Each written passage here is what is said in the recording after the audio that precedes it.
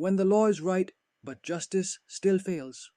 Structural failure in modern legal systems. What happens when every authority acts legally and justice still fails?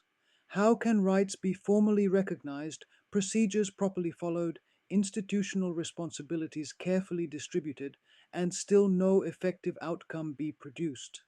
This paradox does not reveal an absence of law. It reveals a limitation in how law sometimes understands its own function.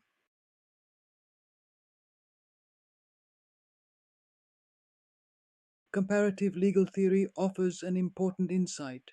As legal specialists categorize and argues, law cannot be understood as a closed and self-referential system. If law looks only inward at doctrine, categories, procedures, it risks detaching itself from the social reality it is meant to regulate.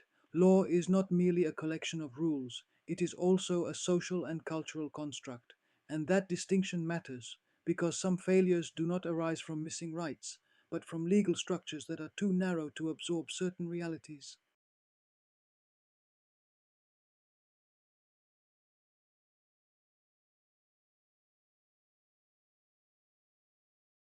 Consider a case involving multiple jurisdictions: family law in one country, civil registration in another, nationality law in a third.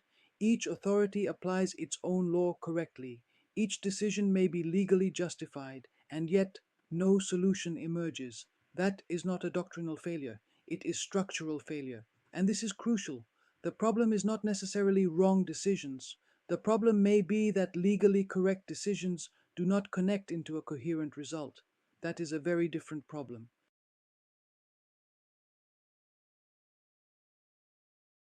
Imagine a child caught between family law, citizenship law, migration law. Each institution sees only its own part, but no institution sees the whole. And when nobody can address the whole case, the legal system can become procedurally correct and substantively ineffective at the same time. That is the paradox. This is why comparative law matters, not to rank legal systems as better or worse, but to reveal their limits. Different systems reflect historical development, institutional culture, social assumptions, and a system that functions well under ordinary conditions may prove insufficient when confronted with situations outside its structural design. Comparative law does not merely compare solutions, it exposes blind spots, and sometimes those blind spots matter more than the rules themselves.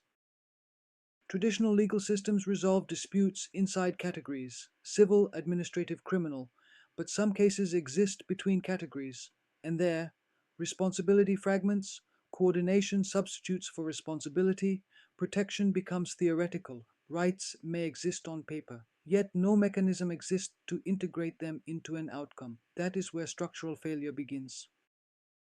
This is not a critique of individual officials, not an accusation against courts, not even a rejection of legal reasoning.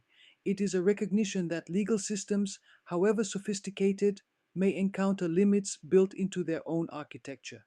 And recognizing those limits is not hostility toward law, it is fidelity to law, because serious legal thought does not end where systems become uncomfortable, it begins there. And this leads to a larger question.